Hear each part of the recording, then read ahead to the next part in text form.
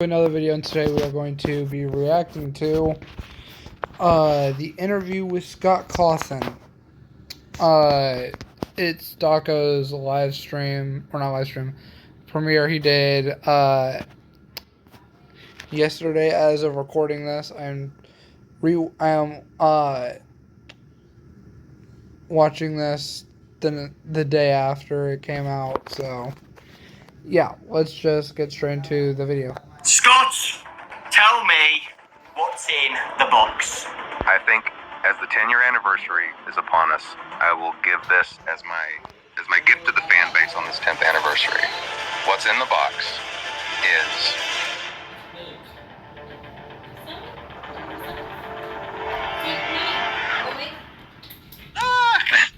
Aww.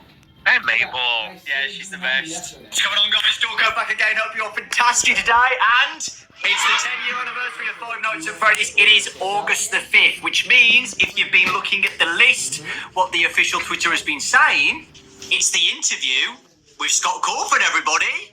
Hey, everybody. How's it going? Dawko, good to see you again. Hello, Scott. It's 6 years since the last interview, right? Which is crazy. A lot of things have been happening since then, so let's go back a little bit. So the interview was August 2018. So after that, we got Help Wanted, Special Delivery, Security Breach, Help Wanted 2, Ruin DLC. So there's a lot going on. And of course, the future games as well. Yesterday, Steelwall has announced something. I don't know what it is yet because we recorded this, a couple of months before. But guys, whatever it was, I hope you're very excited for it. Future Dawko, Into the Pit as well. Stuff to look for. There's so much stuff to look forward to, and it's really cool that you've done a week of exciting things for the 10-year anniversary. We've never seen something like this before. 10 years of Five Nights at Freddy's, which is That's a long it's pretty time. crazy, right? Man, I can't believe it's been so long since our last interview. That really seems like just it doesn't. How long did you say ago? It was 6 years ago. That's hard to believe. Damn. That's impossible to believe. I know, right? I've actually got a song for you that I'm going to play for you to celebrate the 10-year anniversary. Okay, now this is getting things off to a kind of an awkward start, but I'll let you go on ahead. Okay.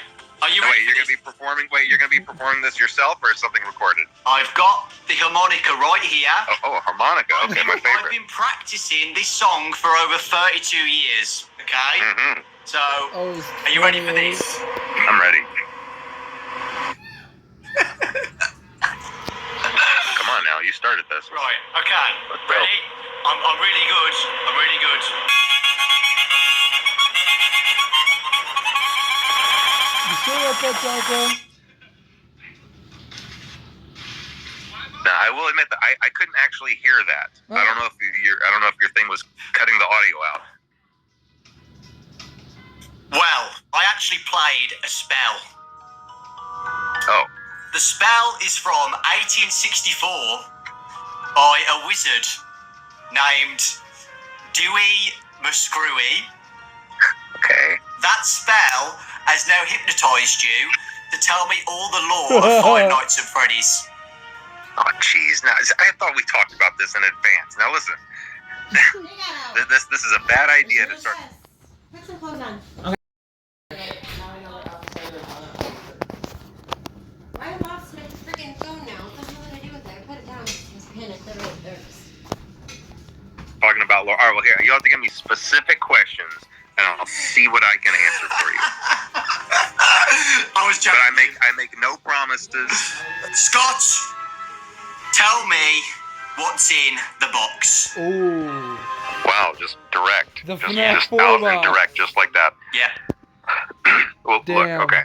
It's the 10-year anniversary, okay? And even though I like to be elusive, I like to kind of tease the fan base. I like to, and I do like there to be an air of mystery about things. Sometimes I do let things go on for too long, and I understand that sometimes things become not fun anymore, and things can become frustrating for theorists. So, okay, I think as the 10-year anniversary is upon us, I will give this as my gift to the fan base on this 10th anniversary. What's in the box is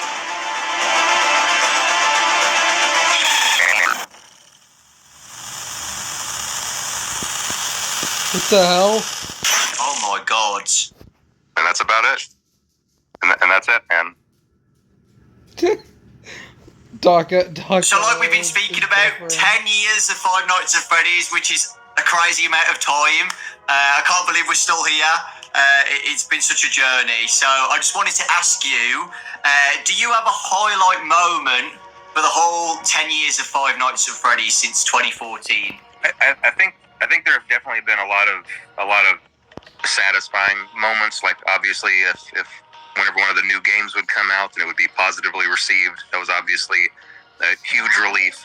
You know, there's never been any goal other than just giving everybody what they were really hyped up about. Because you know, when you see everybody getting hyped up and getting excited, if suddenly something comes out that just is a big letdown, there's no greater fear, I think, for a game developer. So that was always satisfying and a relief. But I think the biggest highlight was probably just going to the movie theater to watch the movie when it finally came out, because you know, behind the scenes of all of the games throughout the years and behind the scenes of all the books being written and everything else, there was always the movie. The movie was just a slow burn project, even just starting as late as 2014. So that has been in the background, being, you know, progressing for almost the entirety of not almost the entirety of that first 9 years. So to be able to actually go sit in the theater and hear the reaction from everybody and hear the fans really enjoy it, that was definitely that was definitely a moment of just real happiness for me, I think. Literally 9 years. You know, having ups and downs, you know, getting the script right as well. I know you've said on post before you've had so many scripts made for the movie. The plushes in Manhattan or something, that was one of the scripts. So yeah, it was. Yeah, I can imagine how, you know, difficult it's been, like trying to get it all done. You know, I can just imagine.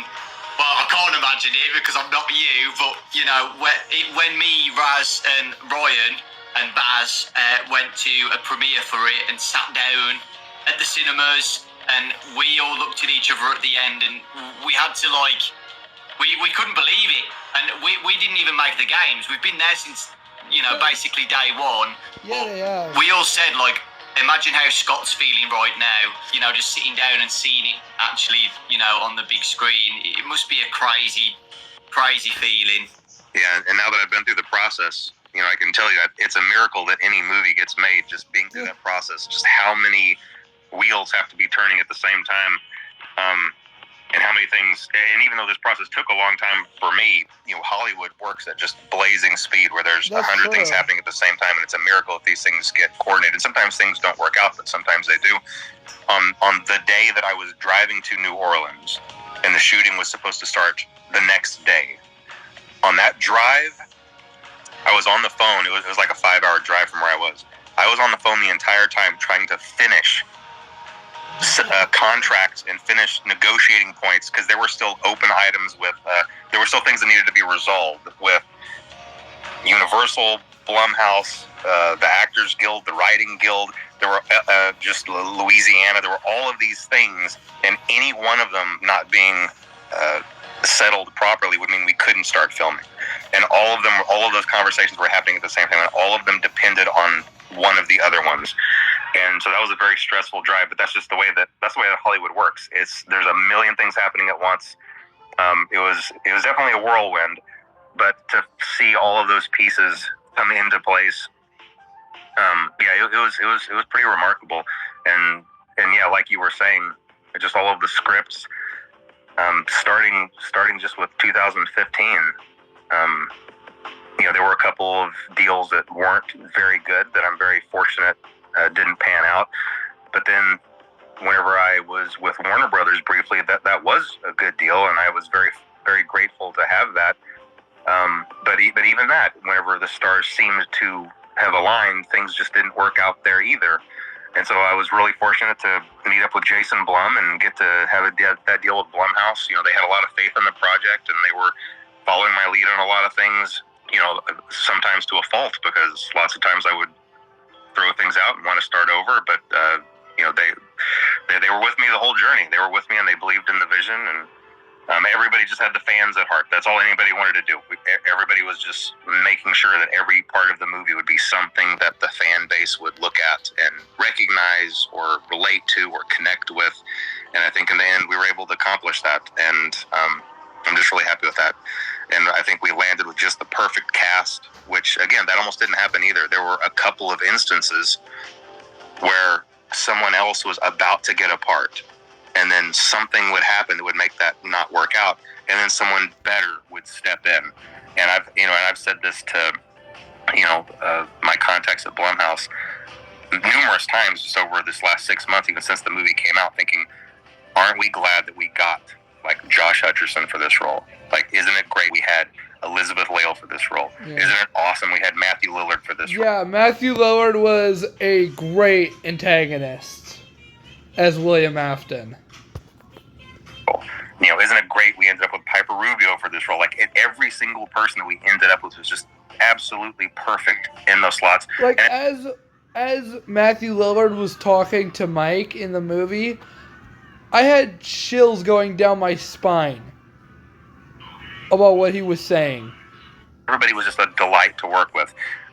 Once again, since I'm new to kind of the film industry, I got to talk to people about their other experiences on other projects, and it can be really scary because usually, from what I understand, every production has one member of the cast or one person on staff or just one person that causes problems or something like that. We didn't have anything like that. Nothing like that. Everybody was just phenomenal.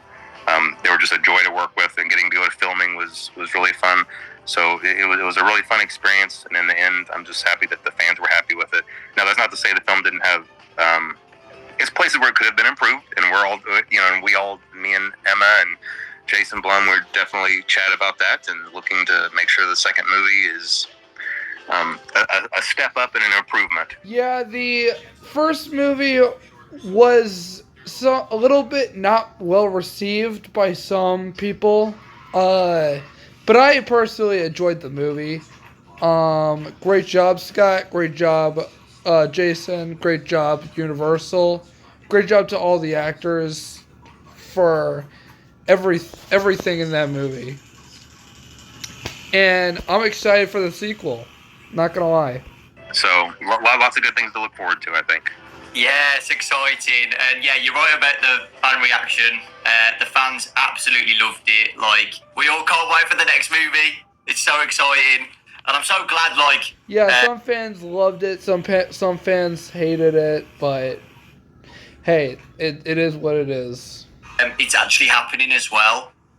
So, yeah, exciting time. I have talked to some people who thought that, in their opinion, that it could have been improved a bit better. So some people I've talked to loved the movie, thought it was probably the best outcome we could have ever gotten for the first movie, that is. And yeah. So yeah, you said that you've got a highlight of the 10 years of FNAF. If you could go back and change one thing in those 10 years, do you have anything that you would change? You can't say the box.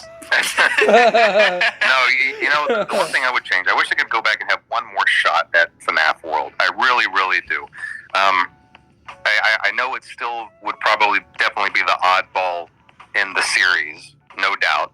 And maybe it would still have been a poor decision in general, but there were just a lot of bad decisions made at the beginning of that project that doomed it from the start. To be fair, I would play FNAF World if I could, but I can't find any FNAF World anywhere.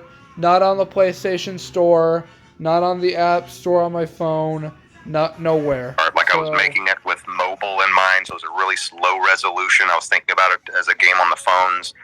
I tried to make the whole game on one frame and click Team Fusion. That just means I wasn't allowing it to be as big as it could have been. I was trying to cram it all together for my own convenience. There were just several decisions that were made that really hindered that. And also, I was in a rush because I was getting a little arrogant, thinking that, hey, anything I make is going to be gold, and I definitely ate some humble pie with that really, really quick, and I learned that is not the case. And so I've tried to be very careful not make that. It's FNAF 3. that mistake again after that. But yeah, if I could go back and change one thing, I wish I could maybe work with a different developer and just really make it a high resolution game, get us some really good graphics, maybe get someone else to help me with those graphics, and it could have been a good game. Who knows? Maybe somewhere down the line, if I get really antsy about it and have a lot of free time on my hands, maybe FNAF 2 or FNAF World 2 might be a thing. Yeah, I was about to say that. You could still get a different company to do a FNAF World game. It's not over yet. I think I've said this to you before. I love FNAF World. I think it is so underrated, and I always say FNAF World is underrated. I love it so much. There's just a charm to it. I really do. And I know you don't like it, but I absolutely love it, man. I really do. I love everything about it. If I had allowed myself to work on it for one more year, just like really double its development cycle and let it be a high res game, I bet it would have really been something. But like I said, who knows? Maybe for the sequel someday. Maybe if they do make a maybe if Scott does make a FNAF World 2 and it does come out on a device that I can play, I will either live stream it or make videos on it or what have you. Let's move on to Steel Wall, the amazing Steel Wall Studios. That was the next game after Ultimate Custom Night. Help Wanted, one of my favourite games in VR. I didn't really like the first Help Wanted. Specifically the Nightmare modes.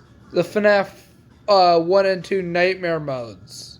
Well, actually, Nightmare mode for FNAF 2 wasn't that bad, but FNAF 1 was god-awful. Absolutely loved it. What has it been like working with Steel Wall?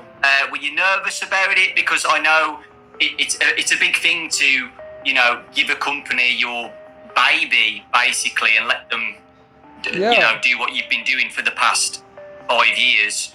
How was it for the first time letting someone else work on FNAF? I was really nervous about it. I was really nervous. I went several years still doing it by myself, even after I had the financial ability to pay other people. Again, I wasn't in that mentality of being able to do that. So even though I could have done that, I was still doing things just all by myself, all the way through Pizzeria Simulator. Yeah. But by then it was I knew that it was getting too much for me. I knew that I had to find another partner for it, and I was scared of that because there are stories all over the internet available about just games that went completely wrong because of games being mismanaged in the hands of development companies. And I'm sure that all of their pitches on the surface would have sounded the same, but I really got lucky.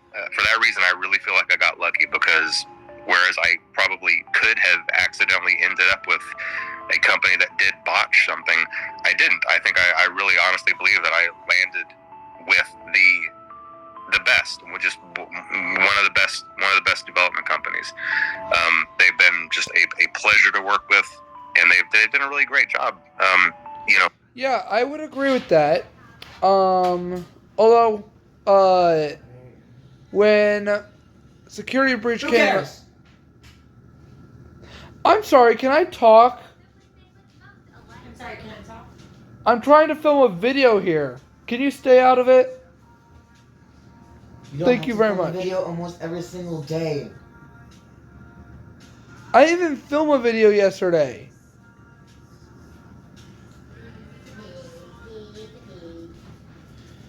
Just ignore him. He's Hey, stupid. Mom, can I let Pig in the living room? No! What, Mom? No! Okay. Look, I just said no. Mom says it's okay. Fine, just leave him alone from me, please. No. Logan? No. Oh, Logan? Pig. Leave him alone from me! Jesus Christ. Mom? Mom? Mom? Are you sure? Mom? Yeah. Can you please tell Logan to keep Piglet away from me? Whatever. This last one they did, Ruin, I thought it was just so much fun. So much fun. And I think that might be one of the. I think that might be my favorite thing that they've made was Ruin, and the things that they have planned, which I'm not going to talk about right here, but the things that they have planned are really exciting too. So yeah, I've been really happy. It's been a really good experience. Well, I'll tell you, on Help Wanted, well, I'm just going to throw in. I'm happy with how Help Wanted came out because at the time, and I don't have this anymore. I don't have a 3D. I don't have a VR setup anymore. But whenever the first Help Wanted came out, I did have a VR setup. So I was able to beta test, and of course, I was leading the charge to want to beta test my own games. I got into the Funtime Auditorium and I noped out of it. I took the headset off. Funtime Auditorium, that's sister location, Scott. I don't understand what you're talking about. Funtime Auditorium, I don't think is inside of Help Wanted, but... And I immediately got on the phone with Steel One and said, I'm not doing it. I'm not going to test it. You test it. You're going to test it. You'll find someone else to test it. I didn't even get jump scared by Foxy. I was just in there in the darkness, and I knew I wasn't going to do it. And I never played it again. And I never played Help Wanted. And I never played Help Wanted 2 either. And I'm not going to. People need to understand it though, right? Because in the past, like when I've obviously done videos on Help Wanted 1 and 2, I get a comment saying like, it's not that scary, you're overreacted, it's not that bad. But yeah, but it's different whenever you're wearing like the headset and you're like in that reality. You don't see it up close. No, until you've literally put on the headset, right? Yeah. It's completely different, just watching it from a screen compared to having the actual headset on. It's terrifying. Yeah, completely different experience. My other question, Glitch Trap is one of my favourite characters in FNAF now. I could tell by your whole theme, Dawko. Love Glitch Trap. What are your thoughts on Glitch Trap as a whole, with the development of Help Wanted? I love the character. And I know that this is kind of one of the places where I know there's a little bit of a divide with maybe me and the fan base, or maybe just within the fan base, because I always lean sci-fi. I have a tendency to lean sci-fi, even though I try to come back into the roots of the supernatural instead. But I can't help my inclinations to lean sci-fi. So anything that involves possession of AI or possession of machines or circuitry, I love that sort of thing. Mm-hmm. So I love the idea of Glitch Trap. I'm not a huge fan of the name, and here's the way that these things happen. Okay, and this happened with Burn Trap too. Whenever I'm in the planning phase with Steel Wool, we come up with temporary names for these characters. Whenever we're doing the pre-production document, I'll say, he's glitchy. We'll call him Glitch Trap. Oh yeah, he's burned. We'll just call him Burn Trap. But then those names get embedded in the source code because they use those temporary names also. And once they're in the source code, and once someone finds them in the source code, that's it. Like that's the canon name now, and there's nothing I can do about it. And hopefully we're learning our lessons going forward to maybe find I don't know to just hone in on a better process there, because yes, I love the character. Not a huge fan of the name, but it is what it is for now. It's the name. I love Glitch Trap's name. Can you think of a name, like, on the spot, like what you would want to call him or not? What? Oh, I have no idea. But you know what? A good example is Nexus, from Ruin. Now, that was a character where, even in just my design of the game, I thought that through, and I came up with that.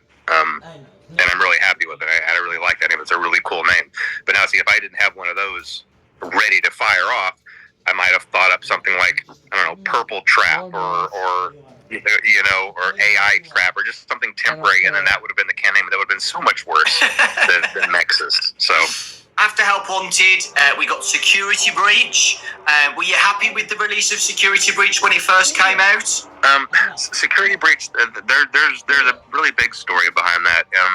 That was definitely a challenging period, and a lot of things just didn't align up perfectly for that, and there were a lot of reasons for that. I mean, obviously, I hear lots of studios and things kind of blame COVID for stuff, but there is a reason for that. COVID took well-structured work systems and suddenly scattered them and expected the work to continue to flow. And it just doesn't work that way.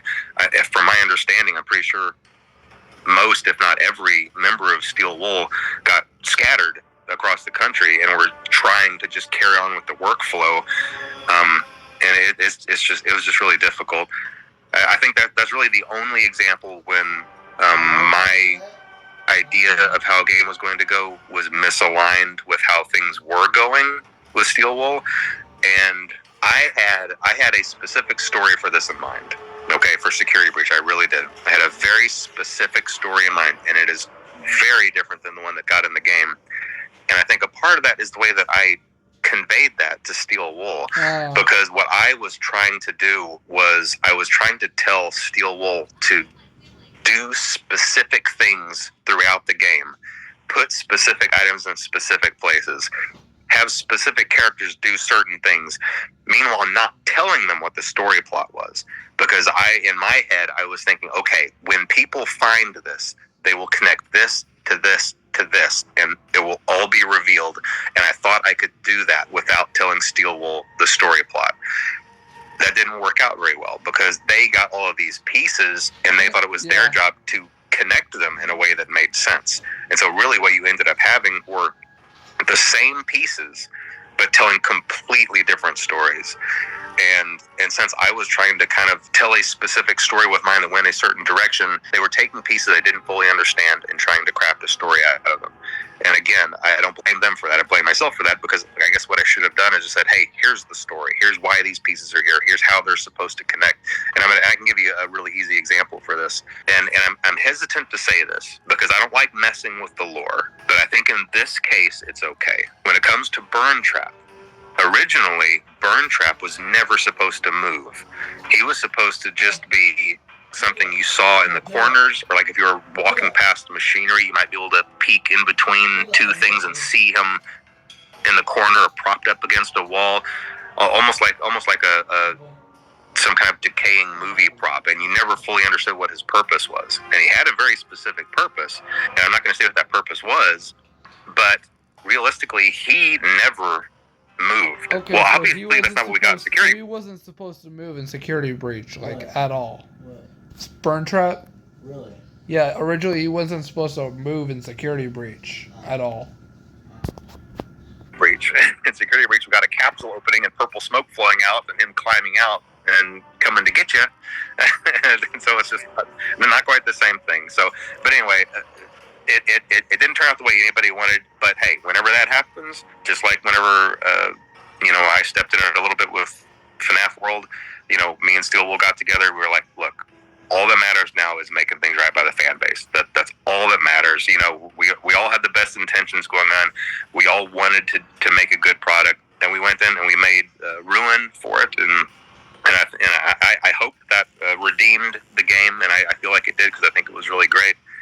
And anything that we do going forward that continues that story or has the same themes, I think we're just going to be in a much, much better situation to continue on.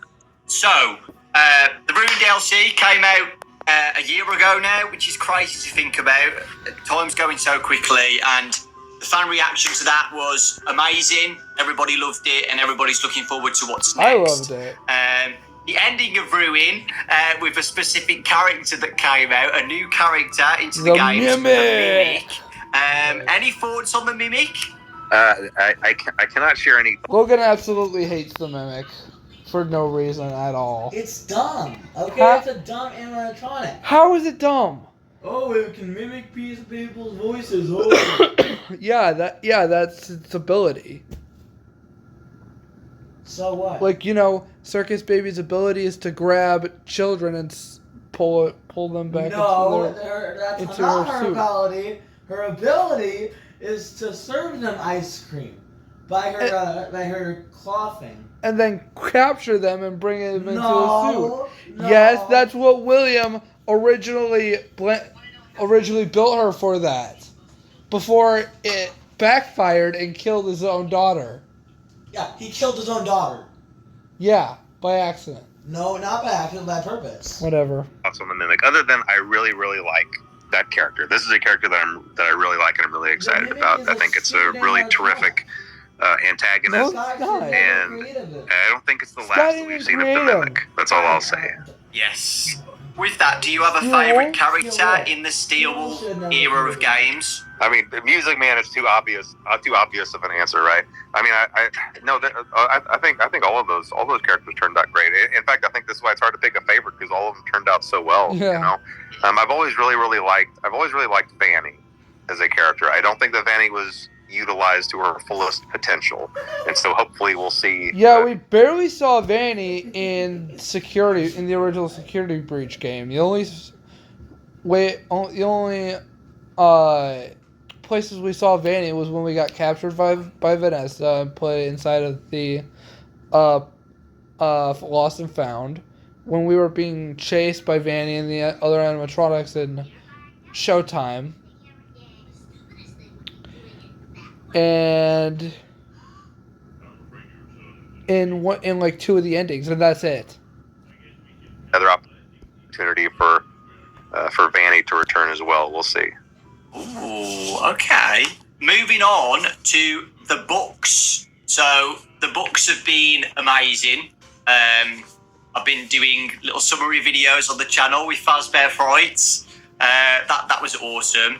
How has it been working on Fazbear Frights?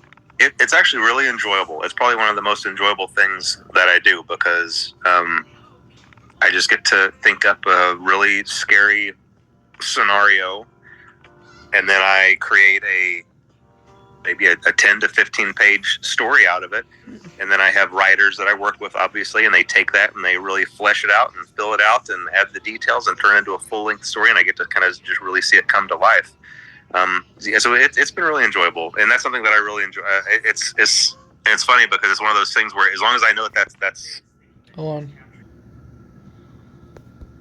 something that's happening in my life, I might be at the gym or I might be watching a show, and then suddenly something will come to mind, and I'll be like, "Oh man, this is gonna make a great story," and I get right home and I start working on it. Do you have a favourite story out of all of them?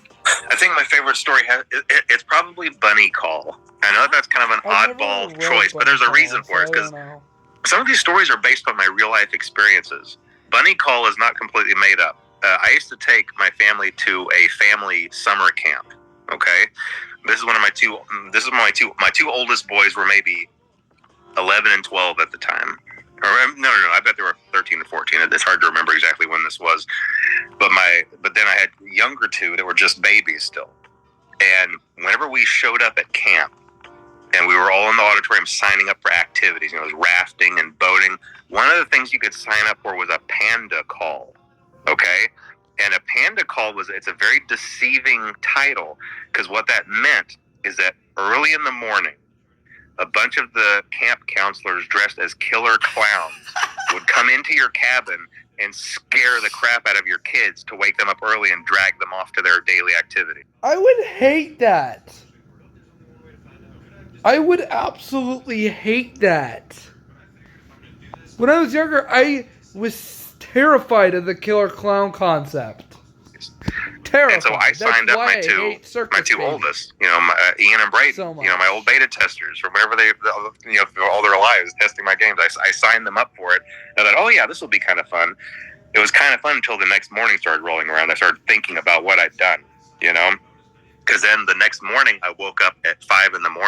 and I realized they're out there somewhere. Like this is happening right now.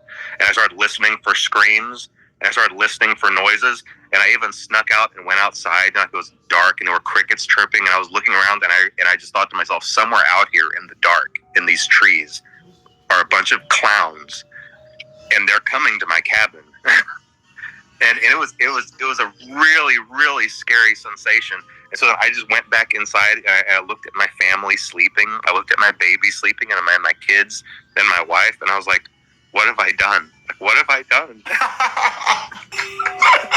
Of course, it ended up not being a big deal, because then I just heard a soft knock at the door, and I opened it, and there was a row of killer clowns. I said, never mind, you guys, and they just walked on. And so it wasn't a big deal, but it was still a really eerie feeling like I had signed up for something that I'd regretted and I couldn't undo it. And so I based Bunny Call on that.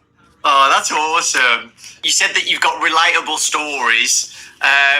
Do you have a relatable story with Fazgoo? The friggin' Faz, dude. Listen, anytime there's a series of a whole bunch of different things, you're going to have some that are great, and then some there's like, well, like what was going on with this? You know, I don't know how to explain the Faz, but I'm sure I had something in mind that was really great, but you know, they can't all be winners. Now I will say a couple of the other ones that had real life connections. You know, sometimes you hear about people talking about their sleep paralysis demons or whatever. That's never really made sense to me, but now it kind of makes sense to me, and I don't know why it does. Yeah, every once in a while. I have never had a sleep paralysis demon. I'm being completely honest here. I've never had sleep paralysis before. I don't even know what my sleep paralysis demon would look like. Person you'll wake up, but you'll still be paralyzed in your sleep, and for some reason, I guess in that moment you're still half dreaming, and so you have a tendency to still maybe see something before you fully wake up. And the Blackbird creature was mine.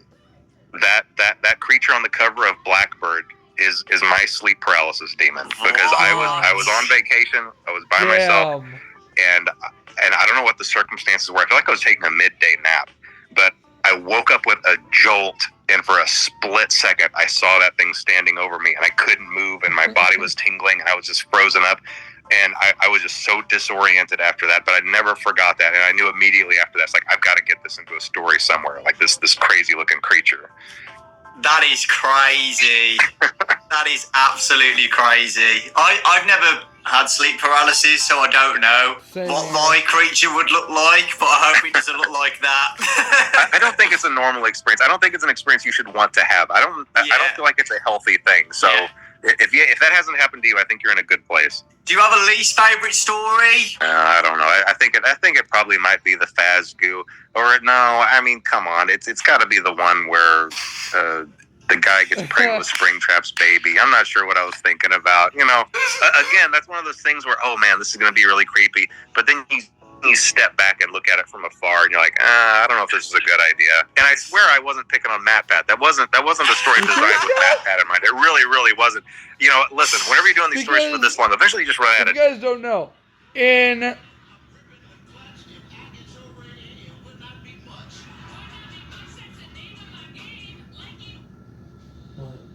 I'm sorry, can you turn that down? No. You a-hole. Anyways.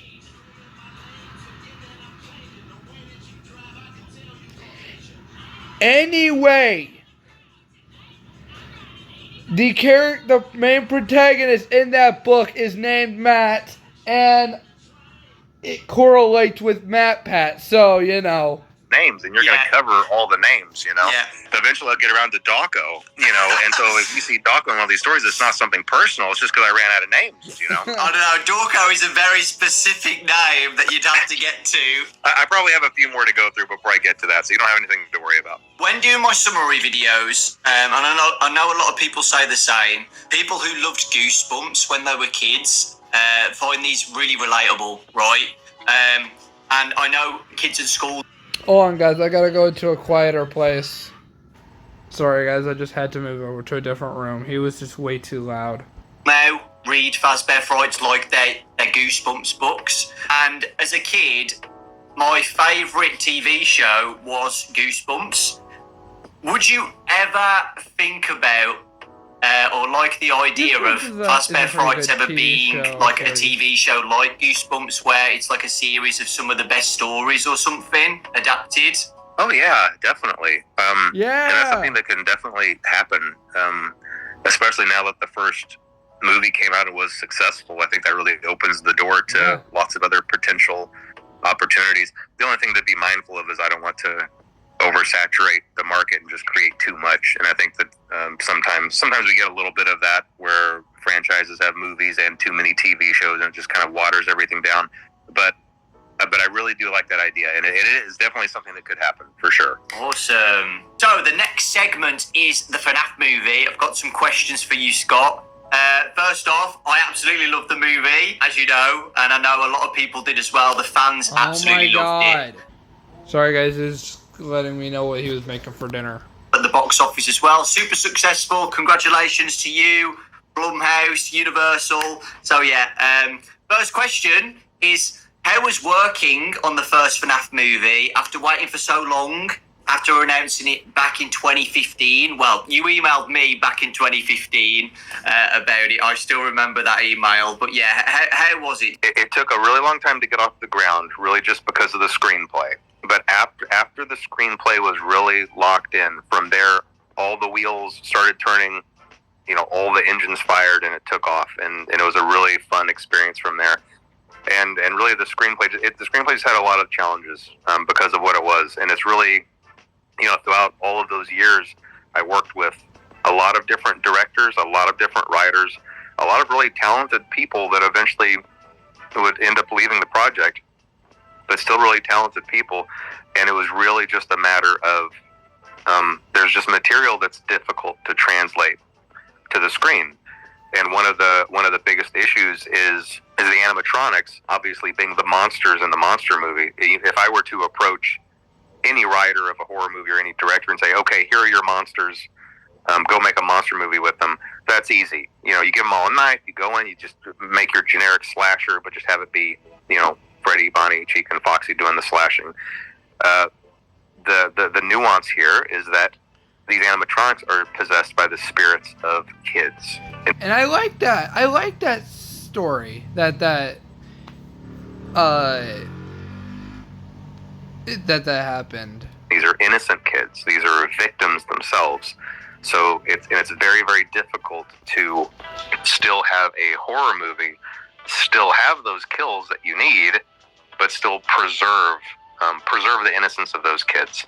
And it's a really difficult thing to do. And there were several screenplays that did not hit that mark. And I think I was more cautious about that and more picky about that than anything else. If kind of the innocence of those spirits was not preserved properly, I wasn't going to go forward with it. And so, one quick example is the way that we were able to have a couple of kills in the movie was obviously the vandals. You have a group of people who are breaking in, they're disrespecting the place, they're trashing the place, they're there with bad intentions, and then you combine that with the fact that these animatronics are, the spirits in them are these kids that are basically very confused and lost, animals backed into a corner, being kind of left with this impression that adults are out to get them, and then you have these violent adults breaking in. And so it allows you to have that kill count while still being like, well, I can kind of see how that might happen. It was a tricky thing to do, but I think we were able to accomplish that. Manipulated by William Afton still as well. Yeah, that's right. That's absolutely right.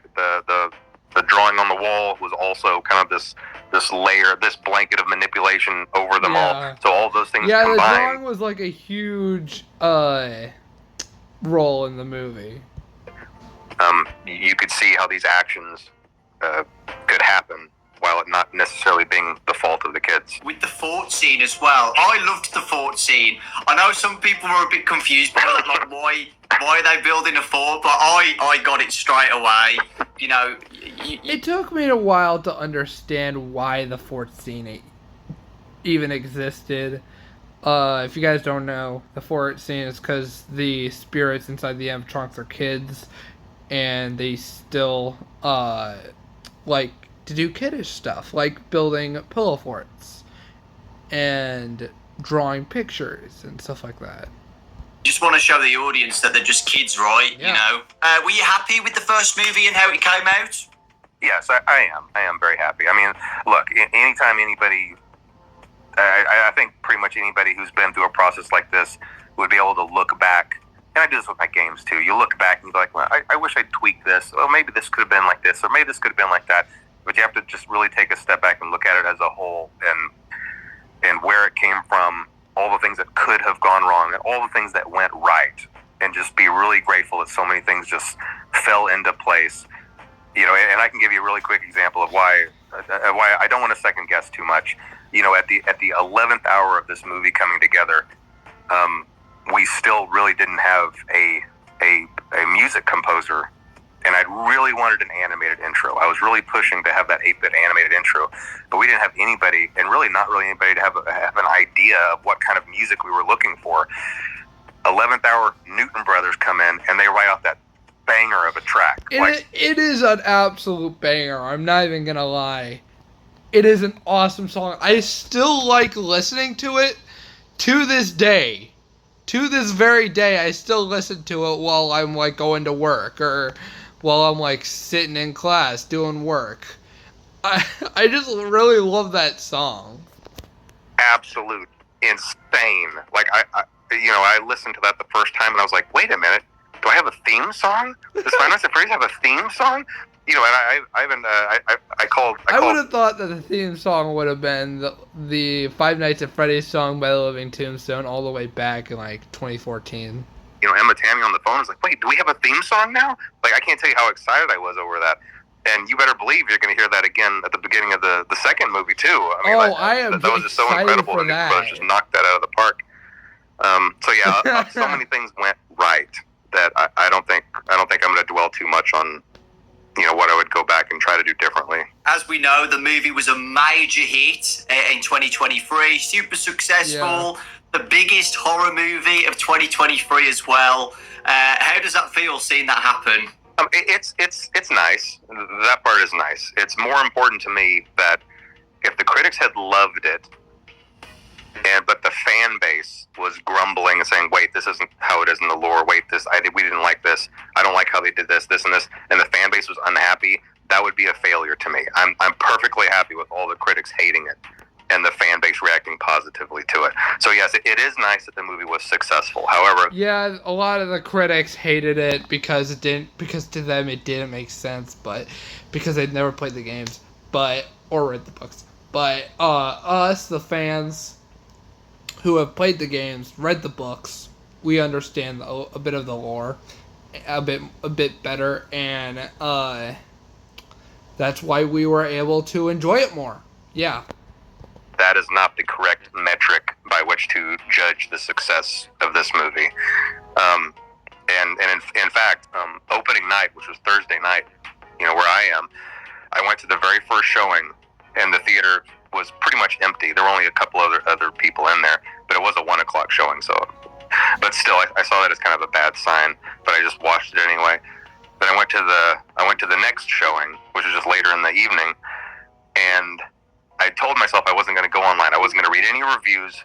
I had already told everybody at Blumhouse, and I told my legal team, don't talk to me, don't call me, don't email me, don't send me charts, don't send me facts or figures. I don't want to hear anything about anything. I'm going through this whole weekend blind. I just want to experience what everybody else is experiencing. Well, before I went into that second showing, I was just by myself. And then later that evening, my whole family was coming into town, by the way. My whole family was going to come into town and watch the movie with me that night. But this showing, I was still sitting by myself. I was checking my email, and I accidentally saw one of the reviews. And I saw that it was terrible. And that opened the floodgates, and I went and started reading all of the other reviews. And I immediately texted my family saying, don't come. Don't come. This is over. I want to be by myself. And I was already thinking in my head, like, how am I going to write a letter to Blumhouse apologizing for this? How am I going to write a letter to the fans apologizing to this for just wasting everybody's time? And I was just incredibly depressed. But somehow Jason Blum caught wind of this. I don't know who I asked a question to or what I said, but he started just bombarding me with text messages saying, Scott, the fans love it. The fans love it. We love it. The movie's a big hit. Everything's great. He was just in all caps, everything all caps. My phone was just blowing with all caps texts. And so he really talked me through that to try to encourage me that even though the critics hated it, there was a lot to be loved there by the fans. And so then I had my family come to town anyway, and we just sat in a packed theater and listened to the cheers and enthusiasm, and it really lifted my spirits. But for a couple of hours there, man, I was pretty distraught. I thought the whole thing was just a complete disaster. But it wasn't. But it wasn't. It all worked out okay. It all worked out okay. And again, the movie's not perfect. There's definitely room to improve.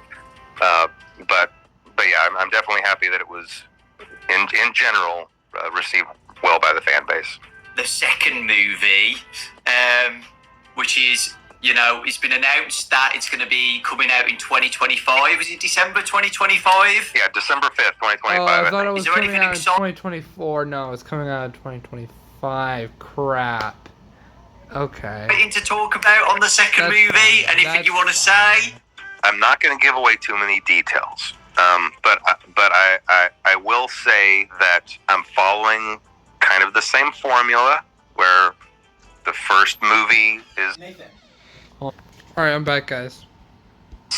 focused on the first game, so I'm going to try to carry on that tradition onward with future movies, and I think that is absolutely the way to go, and I think everyone's going to be really, really excited for what's planned for the second one. The first one was really challenging because there's so much setup. It's like, how do you establish all of this? But now that we have that launch pad, where to go from there came a lot just more natural. It felt a lot more natural, and we were able to really craft just a really great story, I think. And I'm really excited about it. And I won't say anything more, but I'm really hopeful that everyone's going to really love what's gonna come around December 2025. Yeah, so exciting. And is Emma back and everything? Oh yes, yeah, well? Emma's gonna be back. She did such a great job on that first one, Yeah, that's really good, having the same director. So now we're going to be talking about Into the Pit, the new game that's coming out by Mega Cat Studios. We just got the trailer, another trailer, a couple like last week, and it looks amazing. It looks so good. How has it been working on the game based on a Fazbear Fright story?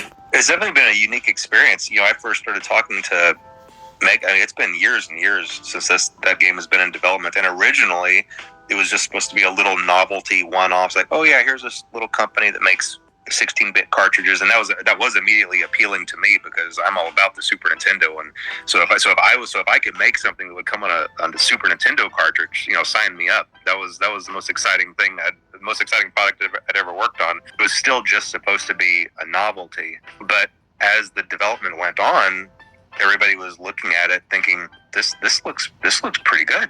This actually looks really good, and so they just kept on going with it. They could have stopped a lot sooner. They could have stopped with just a little simple novelty game, but they just kept going, and I kept looking at thinking, yeah, keep going. And they kept going, and I would keep looking at it, and it just turned into this big, full-fledged, full-sized game. So we obviously decided to venture away from strictly the cartridges, so that everybody can be able to play it on Steam and everything. But it's really unique. It's just a really, really unique game, and I do love that it really gets into just this really gritty these kind of gritty graphics that I haven't seen since the late 90s, whenever you had those point and click type adventures, and you had that real kind of that pixelated art style that can be really creepy at times. I don't know. It's going to be a really unique experience, and I think that everybody's going to really be excited about it. I really do. Awesome. I can't wait to play it.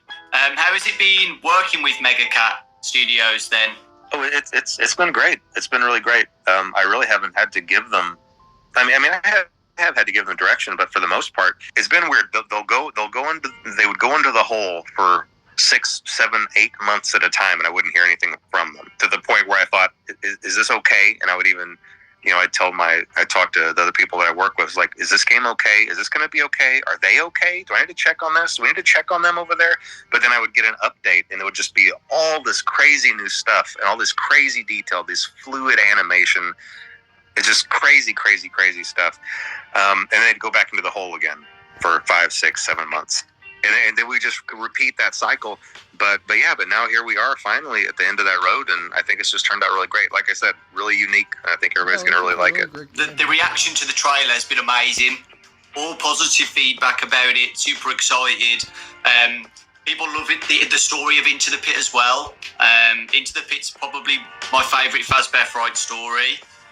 So with all the positive feedback about it, what do you see for the future of FNAF spin-offs made by other studios in the future? Oh, it's definitely a possibility. In fact, I'd really like them to start working on Fetch. I think Fetch would make a really good game after this.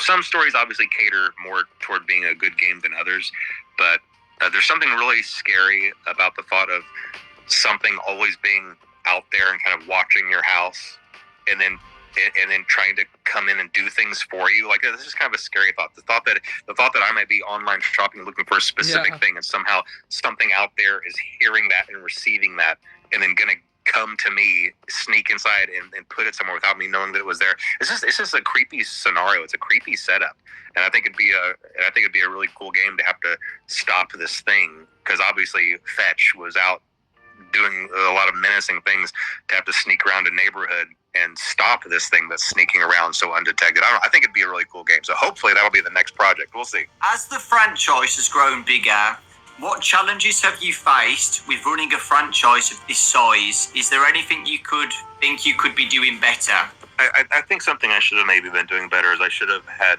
a better structure in place as far as people to talk to the fan base. I've always kept that on myself all during the years, and in the early years, I think that worked great because it was a little indie game, a little indie community, and then me, the indie dev, just chatting with the community and talking. But as the years go by and the franchise gets bigger and bigger, I don't know. I feel like I've slowly kind of lost touch with the fan base. Unfortunately, it's not that same. It's not that same relationship that it used to be. I really used to enjoy chatting with everybody and just kind of I don't know. And I guess that's expected because FNAF is more of a big. It's kind of just kind of a bigger thing now, and it's bigger than one person, and I can't just pretend like I can hop online and chat with everybody and solve everybody's problems anymore. Used to, I kind of could. I could just go in there and chat with everybody and resolve little problems as if it was like just a squabble on a forum. I can always just step in and solve it, but it's just not the same. And I think that I should have realized that sooner. And I'm really only realizing that this year, that I really need to have a better structure in place.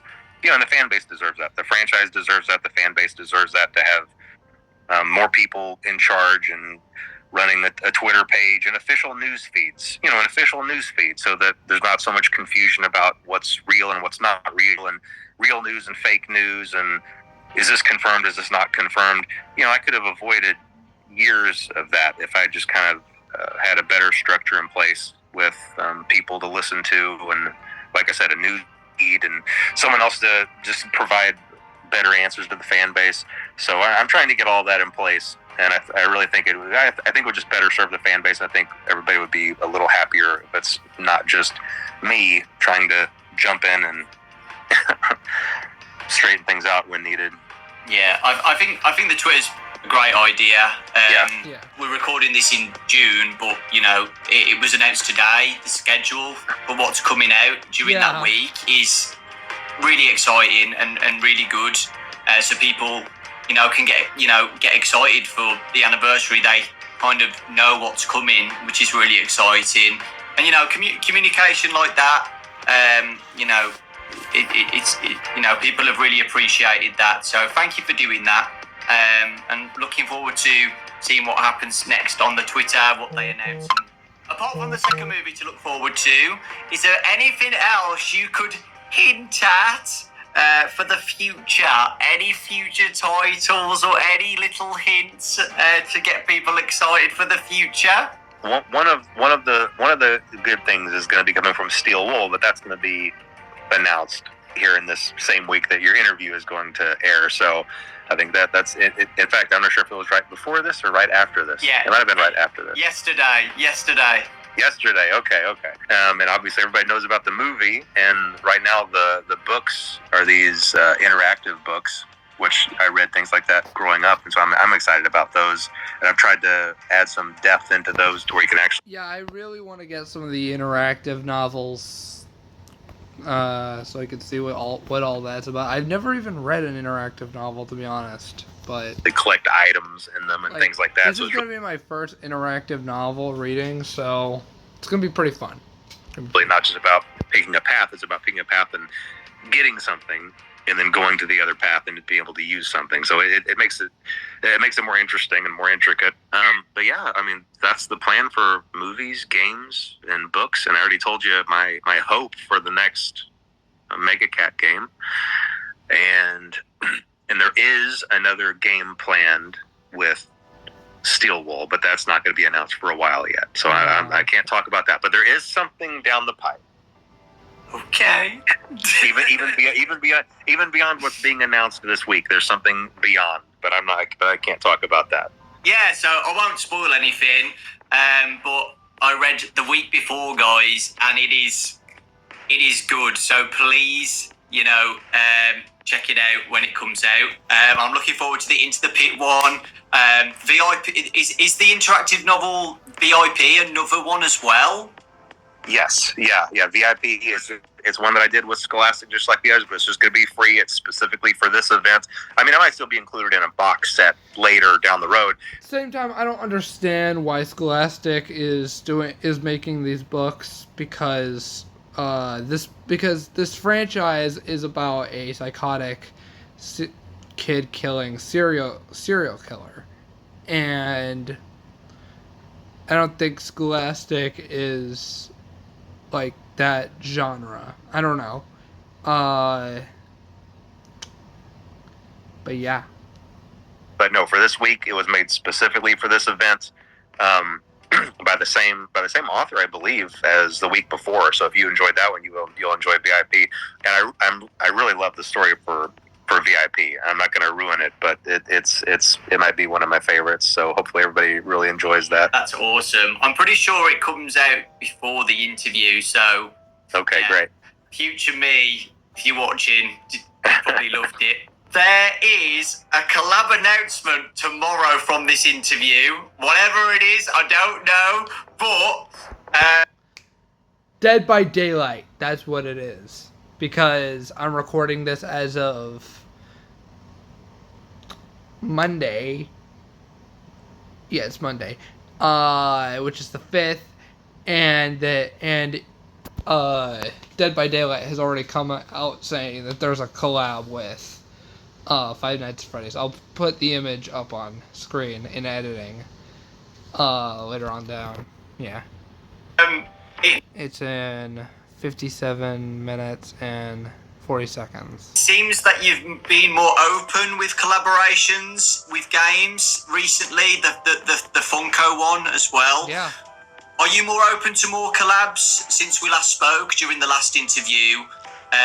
Would you be interested in whatever it is, I don't know, like Fortnite or Dead by Daylight? Yeah, Dead by Daylight, he's doing one, yeah. Just popped into your head at all, or? I'm very careful with collaboration. Which, I have never even played Dead by Daylight, like, not even off camera before, so this is going to be a completely new experience for me. Because I want to protect the brand, and I want to make sure that Five Nights at Freddy's stays as Five Nights at Freddy's. And there are some games where even if I really enjoy the game, it just doesn't feel like a good match. It feels like a mismatch. The brand integrity is the most important thing for me, and keeping everything feeling like it belongs. And so that's really been my only hesitancy. I feel like I am branching out a little bit. Hey, at least it's better than Stumble Guys. I am a little bit more open to those things than maybe I was in the early years, but I'm still very careful about it. We'll just see. We'll see how things go. Okay. Anything else you would like to add to finish off the interview? Let's see here. No, I mean, I think things are in a good place, and like I said, I think that the things that are on the horizon are all things to be excited about, and I think that everybody's going to really enjoy.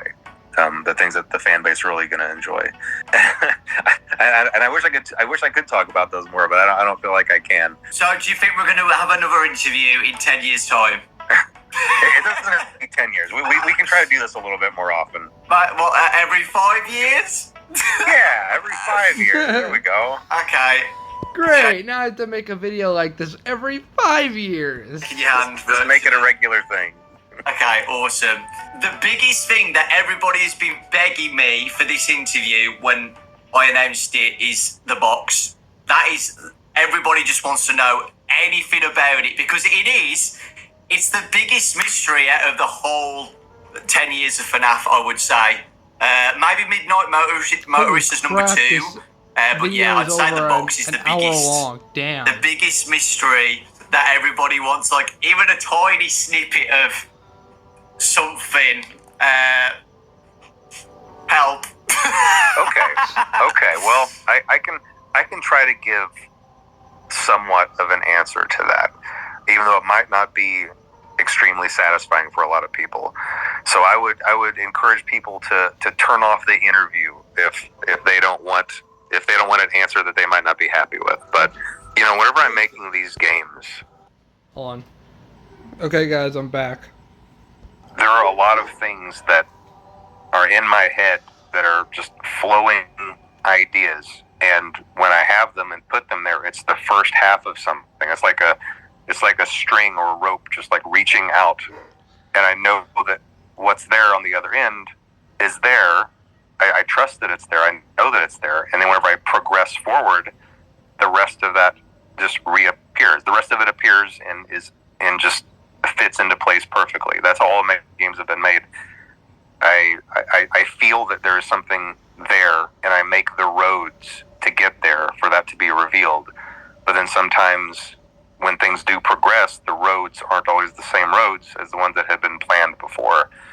And so what that means is, even though at the time something was definitely there, something was definitely reaching out to be there, and but now of recording this video, the Dead by Daylight collab isn't coming out until next year, so I could feel that it was there.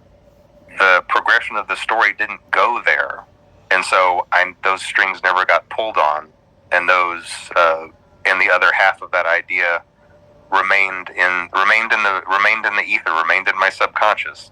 All of that to say, there is something in the box, but I never pursued it, and I don't know if I can find it again. And I think that that's the best answer that I can possibly give for that. Scott, thank you so much for the interview. Myself and everybody really does appreciate it. We're looking forward to the future. We're looking forward to this week. Future me is probably stressing out, playing all the demos and getting ready for Into the Pit in a few days. I'm so excited for Into the Pit. I really, really am. And all the fanverse stuff as well. My Pop Goes and The Joy of Creation, that demo. I'm looking forward to playing all of those as well and reading the new book. There's a lot in that week. I'm going to just be MIA that whole week. I've already told my friends and family, like, I'm not going to be here for the whole week. Don't call me. Don't text me. I'm going to be in this room just doing everything I can that week. And yeah, we really do appreciate it. So yeah, I think that's it. Which is really weird. That hour went so quick. Thank you guys for watching. Again, I appreciate you guys. Thank you. Without you guys watching the channel, I wouldn't be doing this in the first place, interviewing Scott. So it really does mean a lot to me. Thank you so much. And yeah, I hope you all have a fantastic 10-year anniversary week, and you're all enjoying yourselves, playing the demos and reading the books and stuff, and are excited for Into the Pit. And Steel Wars announcement as well. That's so exciting. But yeah, thank you, Scott. anyways, guys enjoyed this video, make sure to leave a big fat thumbs up. Make sure to subscribe to the channel if you haven't already. And I will see you guys in the next video and or live stream. Peace.